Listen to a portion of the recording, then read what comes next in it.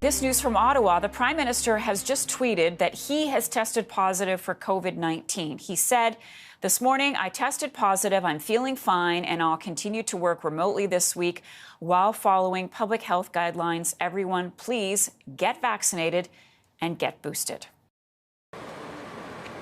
Prime Minister Justin Trudeau has tested positive for COVID-19. The confirmation comes in a tweet with the Prime Minister saying he tested positive this morning. He feels fine and will continue to follow public health guidelines and work remotely. He ends by telling people to please get vaccinated and boosted. Late last week, Trudeau and his family went into isolation after one of the 3 kids tested positive. His wife Sophie had COVID at the start of the pandemic, but he didn't catch it then.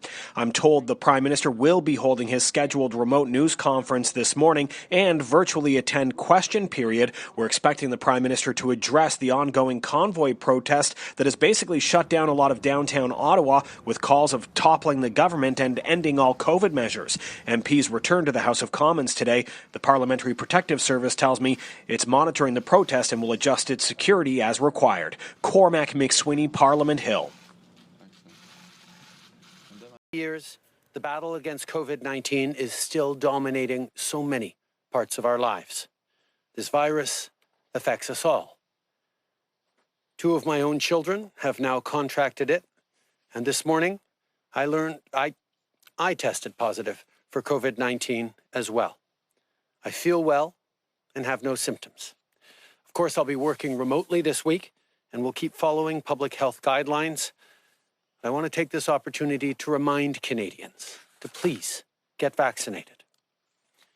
It's a challenge that my family and I are facing, but there's nothing unusual or special about it.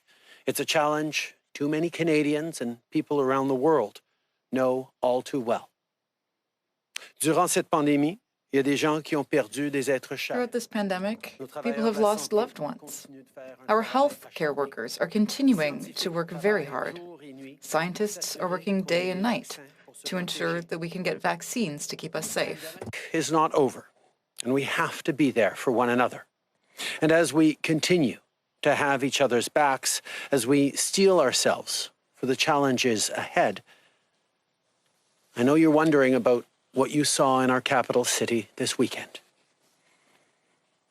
As my friend Irwin Cotler said on Saturday, freedom of expression, assembly, and association are cornerstones of democracy, but Nazi symbolism, racist imagery, and desecration of war memorials are not. It is an insult to memory and truth. Hate can never be the answer.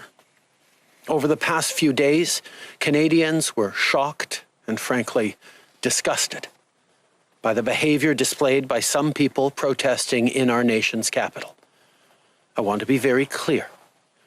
We are not intimidated by those who hurl insults and abuse at small business workers and steal food from the homeless. We won't give in to those who fly racist flags.